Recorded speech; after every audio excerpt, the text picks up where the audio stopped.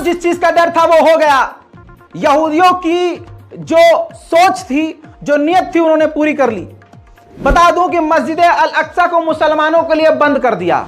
पिछले जुमे को मैंने ये बात बताई थी तो नीचे कुछ थे लौड़े ने भूज दिया और था भाई ऐसा नहीं हो सकता, आप ज्यादा सोच रहे हैं। नहीं नहीं, ज्यादा सोच नहीं रहा, ज्यादा इन डिटेलों में घुसा हुआ है आपका भाई, इसलिए आपके भाई को ज्यादा नॉलेज है।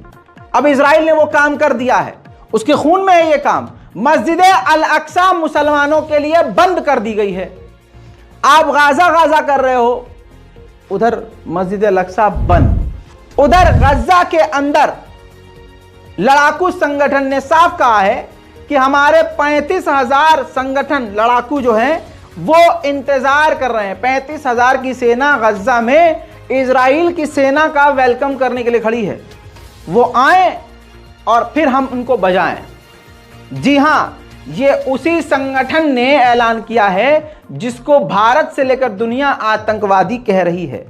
कमाल की बात यह है कि अगर हमारे देश के स्वतंत्रता सेनानी अपने देश के लिए लड़ें और अंग्रेजों को अपने देश से भगाएं तो वो स्वतंत्रता सेनानी हैं, और अगर फिलिस्तीन के लोग अपनी जमीन से यहूदियों को भगाएं क्योंकि फिलिस्तीन की जमीन फिलिस्तीनियों की है तो वो आतंकवादी हैं। इसी के साथ गाजा के ऑफिशियल ने बताया है कि 6,000 आम नागरिकों को इजराइल ने कत्ल कर दिया है इन 15 से 16 दिनों के अंदर ही, और लगातार मौत के आंकड़े बढ़ते जा रहे हैं। आम नागरिक मारे हैं, आम, जिनमें से 2,500 बच्चे हैं।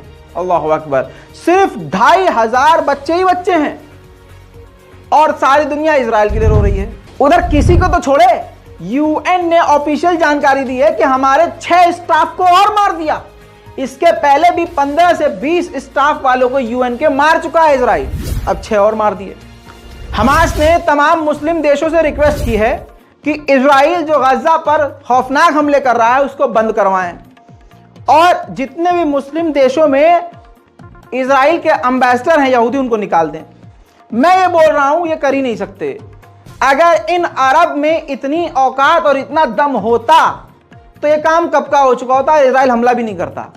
बल्कि ये मैं कहूंगा कि इजराइल को पता था कि इस वक्त मैं मस्जिद अल अक्सा पर भी बमबारी कर दूंगा, तब भी कोई अरब देश नहीं बोलेगा, कोई नहीं बोलेगा। जवान बोलेंगे, बूढ़े बोलेंगे, उस देश के नागरिक बोलेंगे, तड़पेंगे, लेकिन ये जिनके हाथ में अरब की सरकारें हैं ना, ये नहीं बोलेंगे।